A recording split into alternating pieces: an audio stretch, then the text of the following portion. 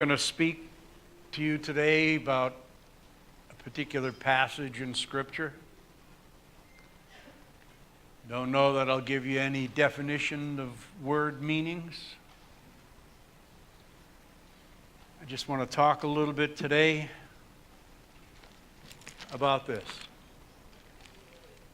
It's all about this today. The book.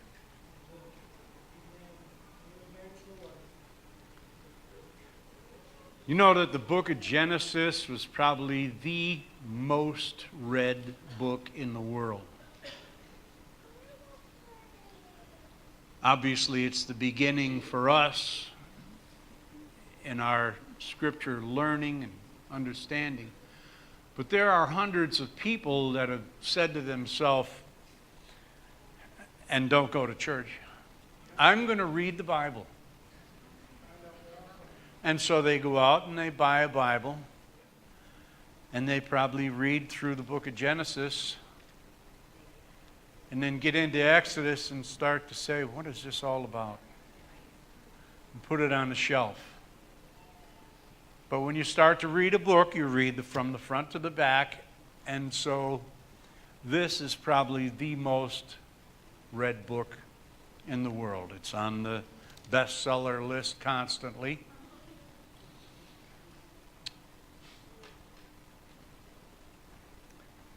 So I want to talk a little bit about the Bible and a little bit more about the book of Genesis, the book of beginnings. The book of Genesis is probably the most important book written because it's actually the foundation and the key to unlock all 66 books in Scripture.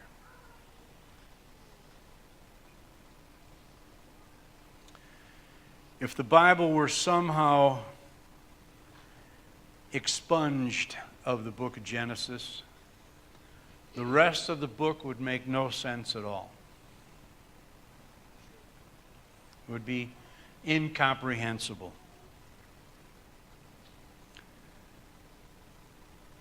The Old Testament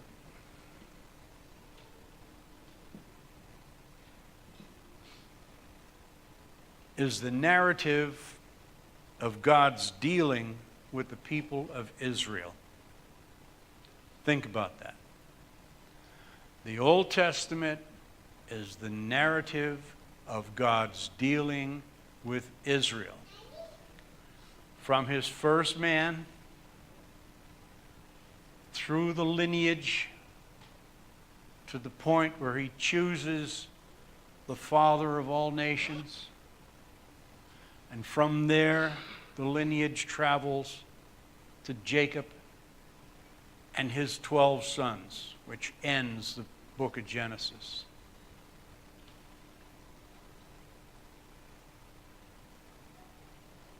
The book of Genesis is a great read.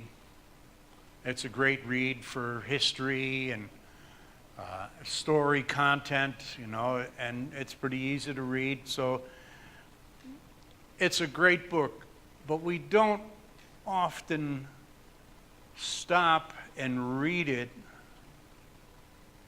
with the characters in mind. We read about the characters.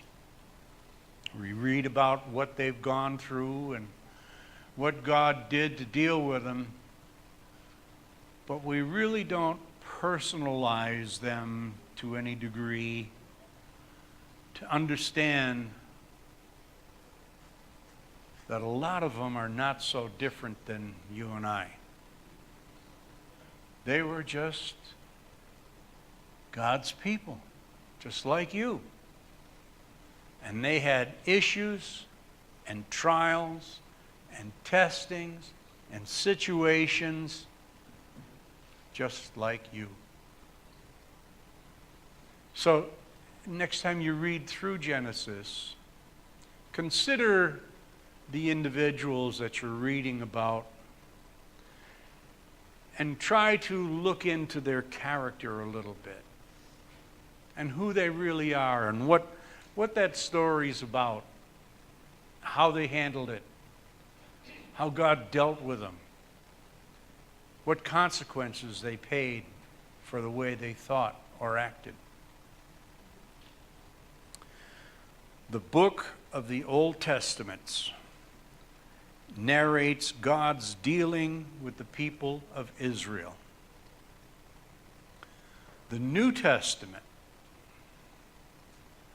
describes the execution and the implementation of God's plan for man's redemption, noting his great need for salvation as established in the history of the book of Genesis. 39 books in the Old Testament, all of them dealing with how God dealt with his people just like you,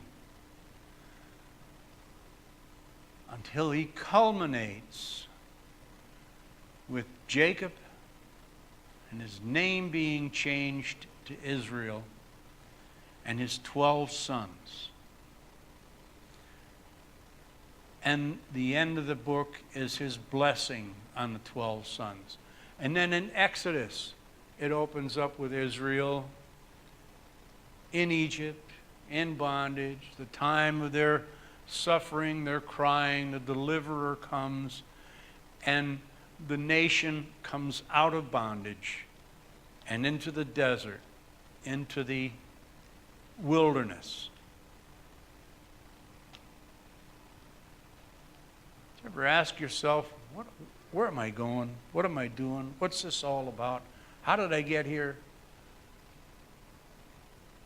God's been dealing with you to get you to a point. But as Exodus begins to come together, we find that God took those 12 sons that he left in Genesis, and he brought them into the Sinai desert, where he caused them to encamp and become a body. I said before, as God looked down from heaven into the barrenness of the desert, he could see this 12-mile by 12-mile square of hundreds of thousands of people. And in the center, the heart of that body was the place where God was met.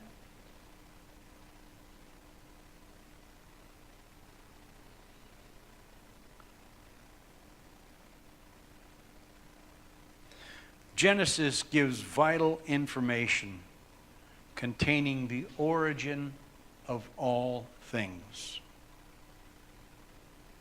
and therefore the meaning of all things.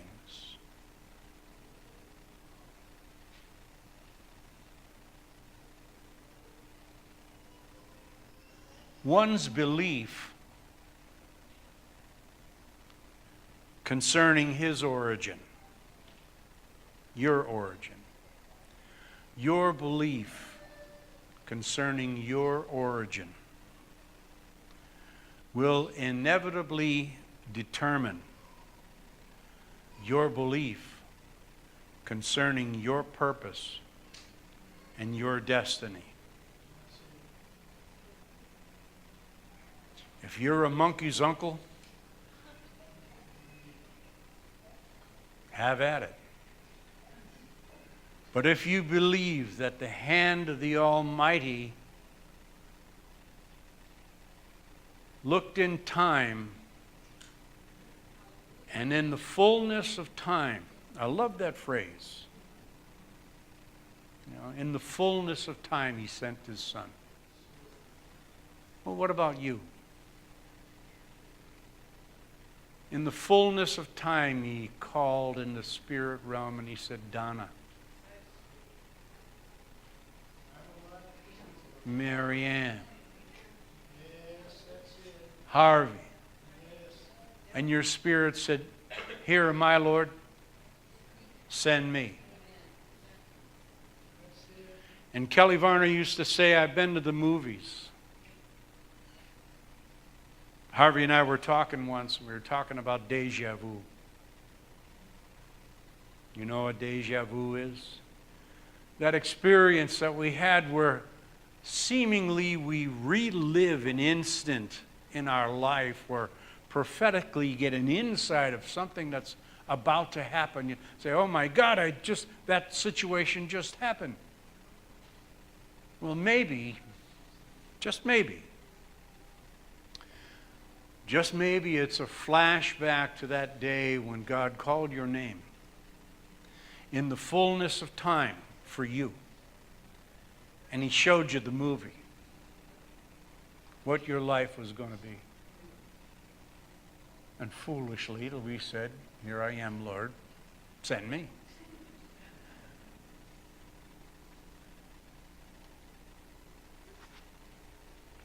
One's belief concerning his origin will inevitably determine his belief concerning his purpose and his destiny. If you feel that you have been specially made, then you have been specially made for a purpose and a destiny, not to be a bump on a log. An original hand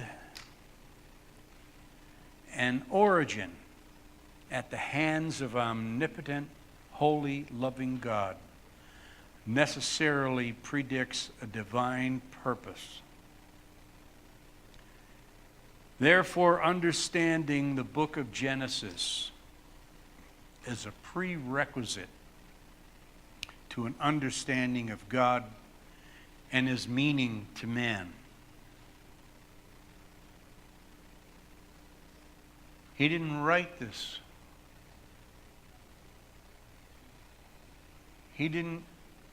By the time Moses wrote this, there had been hundreds of lives lived and hundreds of tribes and peoples gone by, but somehow the message was passed down. I think of in some tribes the elders have a walking stick or a story pole that is carved all of the events in their lives going down. But finally it came time for Moses to write. So he had what remnants he could put together and the Spirit of God guiding him to create this story. I encourage my young folks, my grandsons, I encourage you to pick up your Bible again and just start off with the book of Genesis and try to comprehend the story behind the story. The word Genesis, of course, means origin. And the book of Genesis gives the only true, reliable account of the origin of all basic entities of the universe and of life. So I just want to give you 14 origins that are described in Genesis. The first one is the origin of the universe. The book of Genesis stands alone in accounting for the actual creation of the basic space, mass, time continuum, which constitutes our physical universe. We hear the great minds of Einstein and who's the one that just passed? Hawking, Stephen Hawking, and their thoughts about matter and space, space-time continuum. What does that mean? Space is forward and back, right and left, up and down. And it exists within the sphere of time. In the sphere of time, God said, and He created.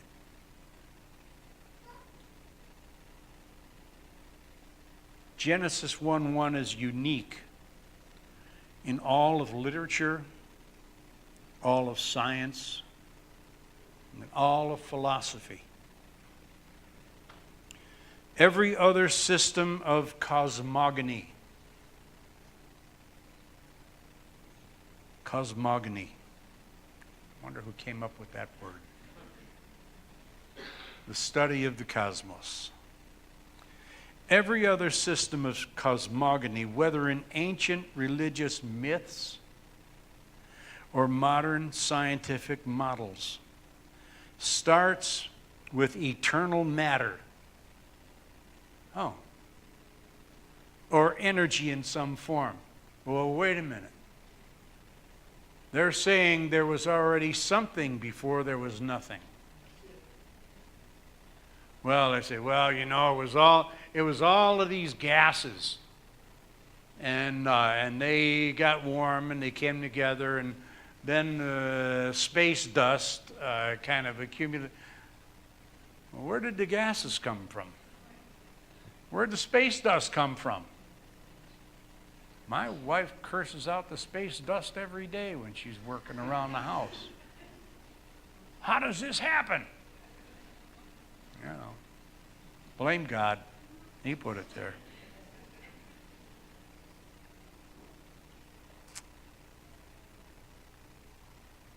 Man's universal observation. Oh, the book of Genesis stands alone. That's right.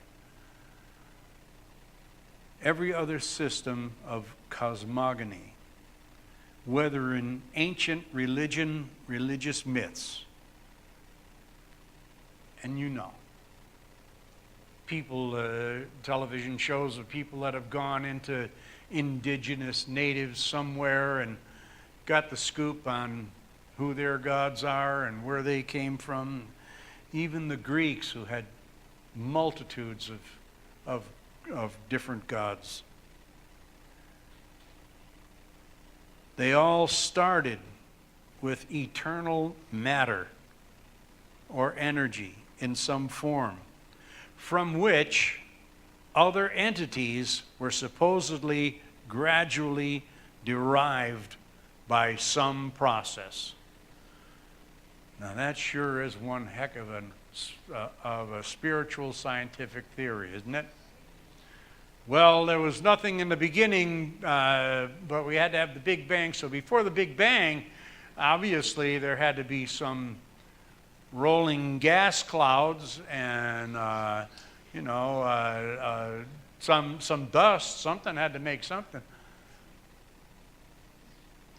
Instead, Genesis 1:1. In the beginning, God created the heavens and the earth. What a simple explanation. That was the origin of the universe. Number 2 is the origin of order and complexity.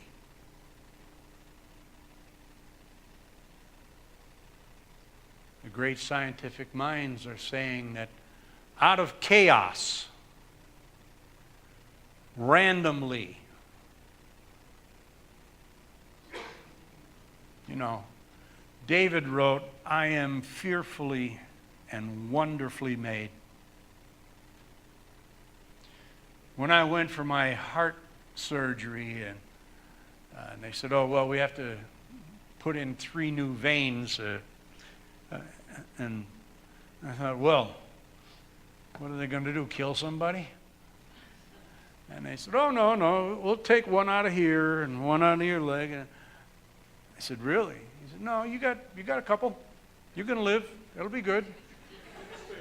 And I thought, well, you know, I am fearfully and wonderfully made if that's the case.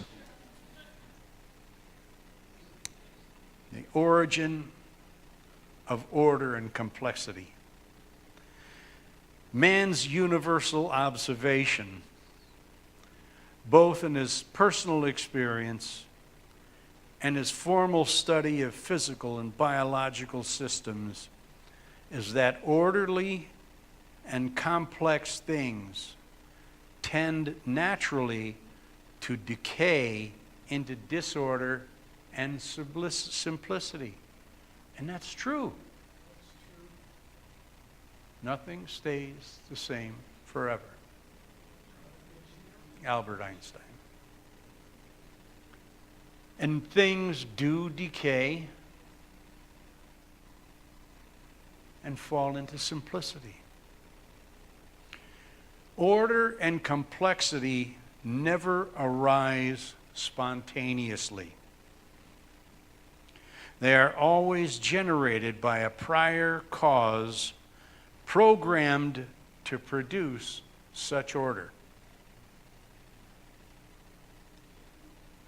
The primeval programmer, I wonder who that could be, and his programmed purposes are all found in Genesis. The third origin, the origin of the solar system. The earth, as well as the sun and the moon, and even the planets and all the stars of heaven, were likewise brought into existence by the Creator, as told in Genesis.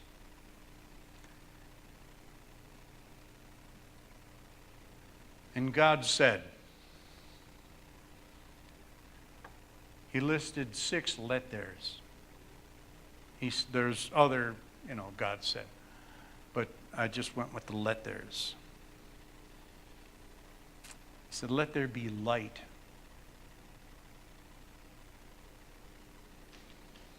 There was still darkness. He said, let there be light. So, wait a minute, God. Back that up. What do you mean? You'll see. The second thing God said is, let there be an expanse. Oh, the space-time continuum opens. The expanse. How big is the expanse? Still going as far as I know. All the astronomers say that everything is moving away from us. And then they kind of believe that the end of away is that then they'll fall back into an original point, and the Big Bang will happen all over again. Somebody's confused here. Me. God said, let there be light, expanse, water. Let there be water. That's a lot of water. Because he said next, let there be separation. And the waters from above separated from the waters below. And this expanse continued.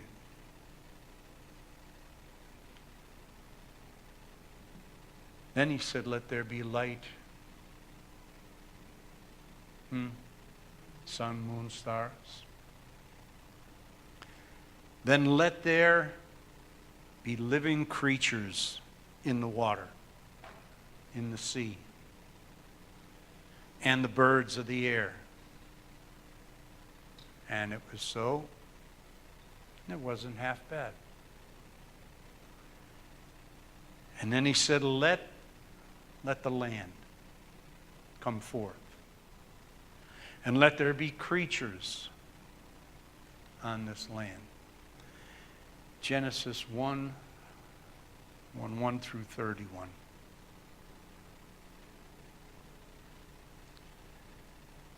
The origin of the solar system. It's small wonder that modern science and scientific cosmogonists have been so notably unsuccessful in attempting to devise naturalistic theories for the origin of the universe and the solar system.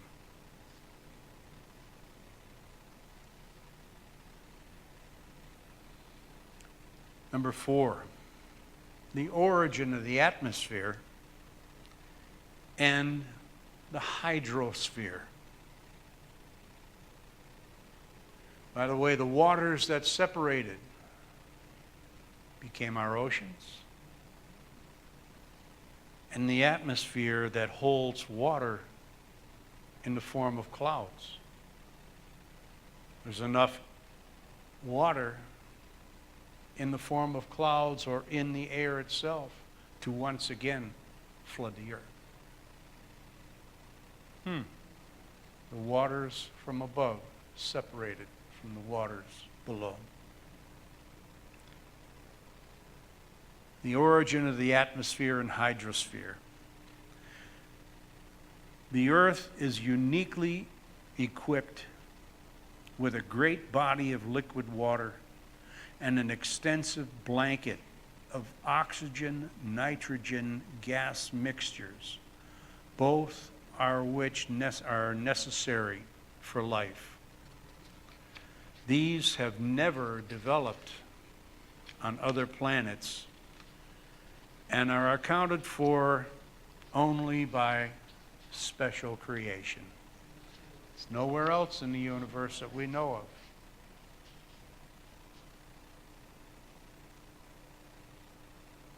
The origin of life. How living systems could come into being from non-living chemicals is and will undoubtedly continue to be a total mystery to mere materialistic philosophers. You know something about life? Life happens. It just happens. You can turn your ground over, and then a couple of days later, life is happening. Life just happens. God is life. And so he wants himself everywhere. Interesting. Life just happens. Good bumper sticker. You know the other one.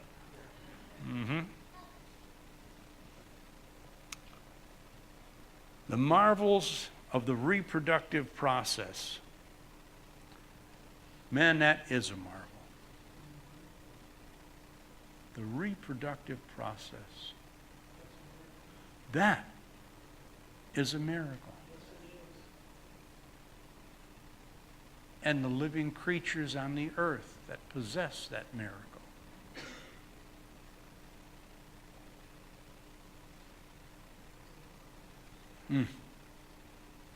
The marvels of the reproductive process and the almost infinite complexity programmed into the genetic system of plants and animals are inexplicable, except, here it is, by special creation. At least if the law of thermodynamics and probability means anything at all, that the account of the creation of living creatures in Genesis is the only rational explanation.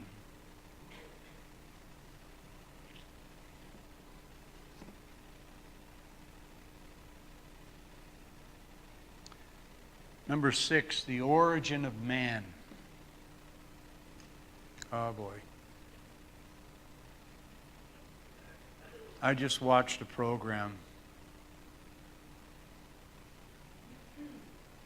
Some discovery show, and the star of the show is a naturalist and a scientist, and he went to what was called the cradle of humanity.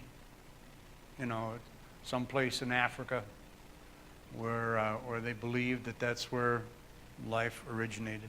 And they dug and they dug and they found a new creature, humanoid in structure, but yet pre-humanoid in, the heads, the detail, and still trying to find the missing link, between J. Fred Muggs. You had to be a student of Dave Garroway, I think was the show way back early morning. He had this chimp that would come on. His name was J. Fred Muggs, and he was one of the regulars on there. But there is a difference between me and him. Can't tell sometime, but I'm whiter.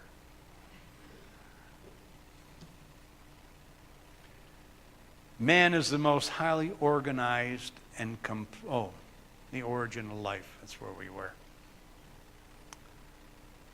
How living systems could have come into being with non-living chemicals is and will undoubtedly continue to be a total mystery to the materialistic philosopher. The marvels of the reproductive process and the almost infinite complexity programmed into the genetic system of plants and animals are inexplicable except by special creation. Number 6 is the origin of man. Man is the most highly organized and complex entity in the universe. Here you are, the top of the food chain. Smarter than the rest of life. Able to do unbelievable things. Just by the mind that God has given you. A few decades ago, people talking about space travel or being on another planet would have thought you were crazy.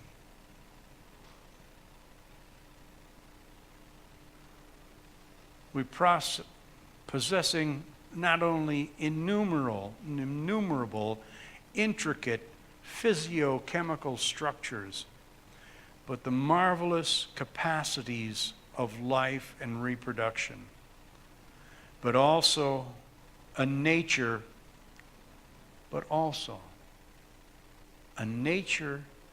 which contemplates the abstract entities of beauty and love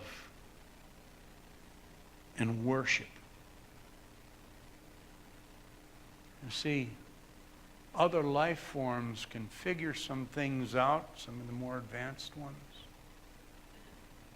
But the complexity of beauty and love, there's a very deep abstract right there. What is love? Used to be a song said she was 5 feet of heaven in a ponytail, but you guys would remember that, right? Oh, Lord help me. Beauty and love and worship. Boy, there's an abstract thought that only humans have. The concept of worship, of recognizing something or someone greater than we are. Even though we are the greatest thing on the earth. The concept of worship.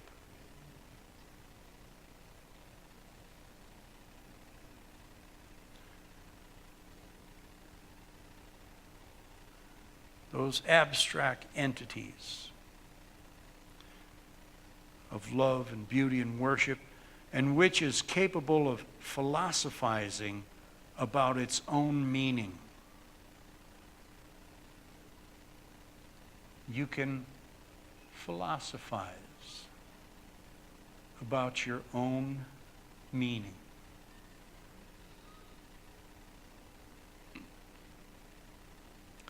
Man's imaginary evolutionary descent from animal ancestors is altogether illusory. The true record of his origin is given in Genesis.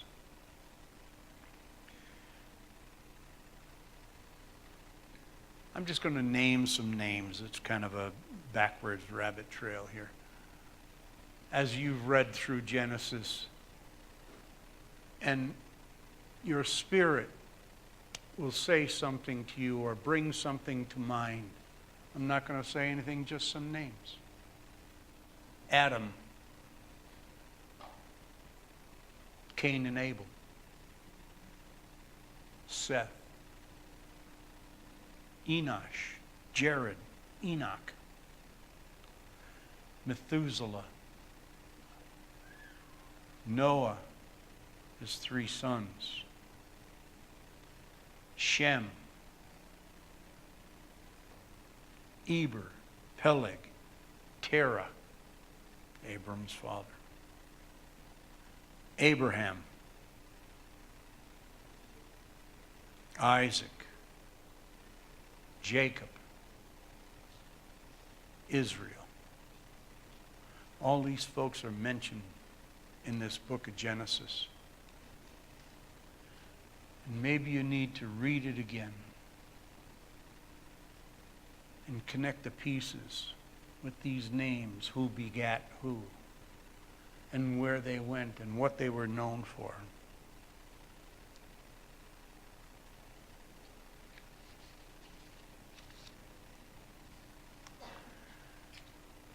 Number 7, the origin of marriage.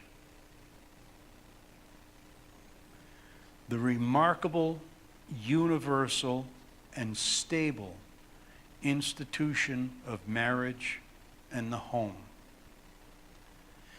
In a monogamous, patriarchal, social culture, is likewise described by Genesis as having been ordained by the Creator.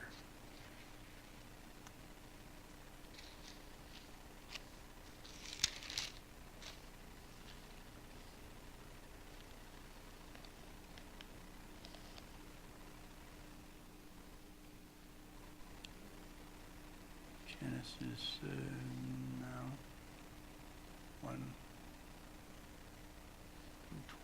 If I got it here, did I miss it? Yeah. All right. It's the passage that says, for this purpose shall a man leave his mother and father and be joined together. For this purpose. What's the purpose? To go forth and multiply and bring the understanding and the awareness of God.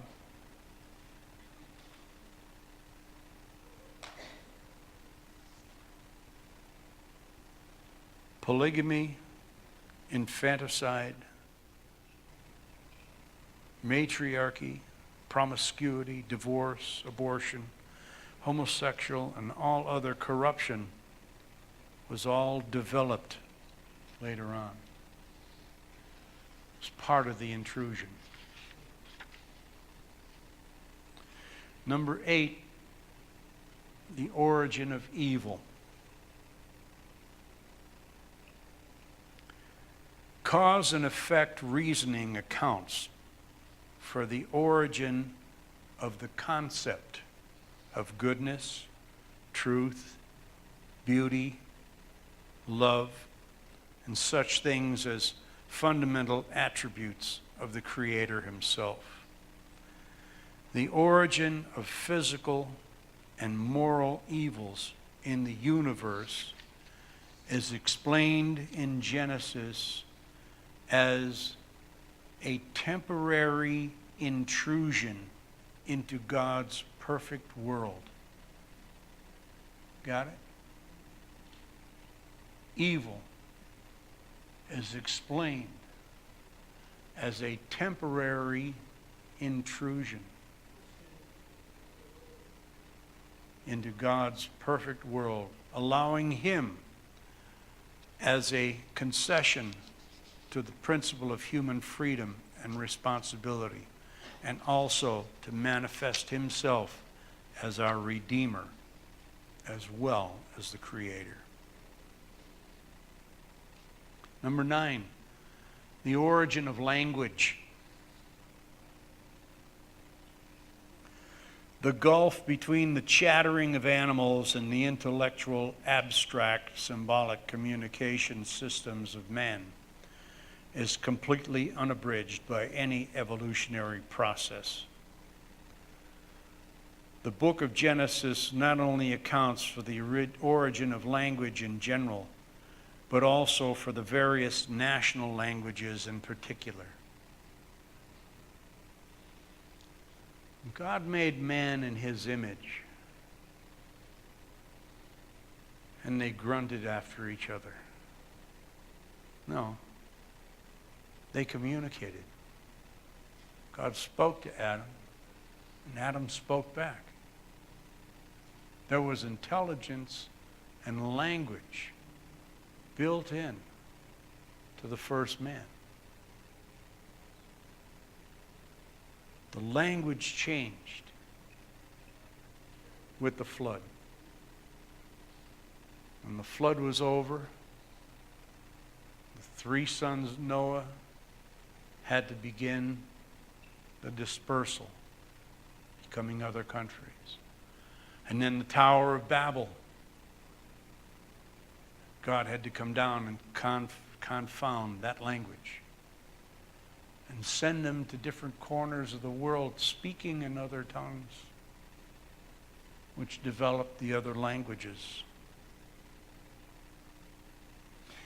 Number 10, the origin of government.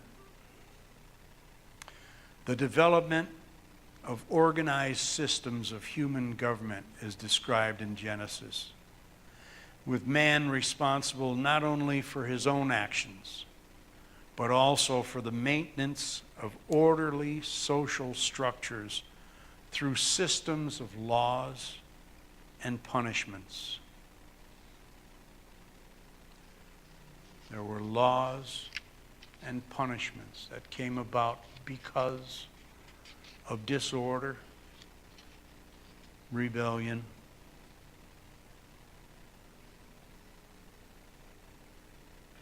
The real origin of the government is when God brought about the election of a nation. That was the establishment of not only government on a lower plane, but it was the beginning of understanding how government on a higher plane would work. Number 11, the origin of culture. The book of Genesis also describes the beginning of main entities which we now associate with civilized cultures.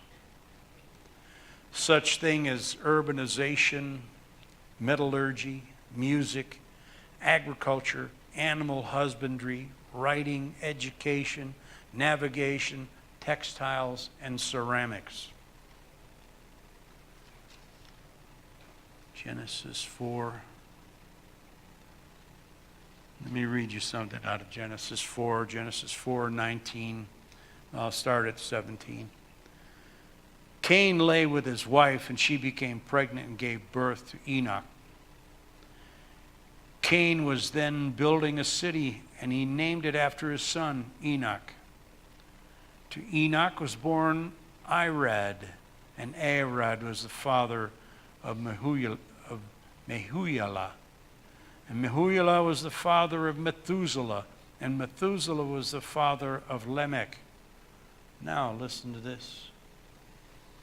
And Lamech married 2 women, one named Ada and the other Zillah. Ada gave birth, where's my musicians? Who's Jubal? I'm going to teach you. Ada gave birth to Jabal. He was the father of those who lived in tents and raised livestock. Oh, there's one of the things we just mentioned here. Culture, animals, culture. Urbanization, metallurgy, music, agriculture, and animal husbandry. So Jabal was the first one to make a tent and the first one to own cattle or livestock. His brother was named Jubal, and he was the father of all who play the harp and the flute. The original musician, the first one to think about, if I make this and do that and make some holes and run some strings,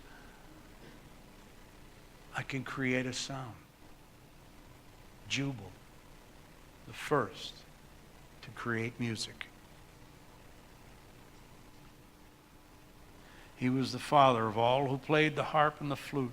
And Zillah also had a son, Tubal-Cain, who forged all kinds of tools out of bronze and out of iron. One family, 3 brothers, responsible for dwelling in tents that enabled group living together, cattle, food, supplies, music, and tools. Wow. Origin number 12, the origin of nations. As scholars today accept the essential unity of the human race, the problem then is how distinct nations and races could develop if all men originally were of one race and one language. Only the book of Genesis gives an adequate answer, which we just went through with the flood and the tower. Number 13, the origin of religion. There are many different religions among men. But all share the consciousness that there must be some ultimate truth and meaning towards which men should strive. Isn't that really it? There are many religions, all quite different, but they all center around one concept: that there must be some ultimate truth and meaning towards which men should strive. Many religions take the form of an organized system of worship and conduct. The origin of this unique characteristic of man's consciousness, as well as the origin of true worship of the true God, is found in Genesis. Number 14, this is the last origin. The origin of the chosen people. The enigma of Israel. You know what the word enigma means? Something hard to understand or explain. The enigma of Israel. The unique nation that was without a homeland for 1900 years. A nation without a homeland for 1900 years, which gave to the world the Bible and the knowledge of the true God, through which came Christianity, and which yet itself rejects Christianity. A nation which has contributed singly to the world's art, music, science, finance, and other products of the human mind, which is nevertheless despised by great numbers of people. That's Israel. An enigma. Hard to figure out. Without a homeland for 1900 years and still remain a people. Gave to the world the Bible and the knowledge of the true God, through which came Christianity, yet they reject Christianity. A nation which has contributed to everything to the world: art, music, science, finance, and other products of the human mind, and which nevertheless is despised by a great number of people. Wow. This is answered only in terms of the unique origin of Israel as set forth in the book of Genesis. The book of Genesis, thus, is in reality the foundation of all true history, as well as true science and philosophy. It is above all else the foundation of God's revelation as given in the Bible. No other book of the Bible is quoted as copiously or referred to so frequently in other books in the Bible as Genesis. And then it just goes on to say how many hundreds of times. But in the study of the Bible, you get the origins of the universe, the origins of university of order and complexity, the origins of the solar system, atmosphere and hydrosphere, the origin of life, the origin of man, the origin of marriage, the origin of evil and of language and of government, of culture, nations, religion, and that of the chosen people. So, digest that one. We'll see you Thursday. Amen.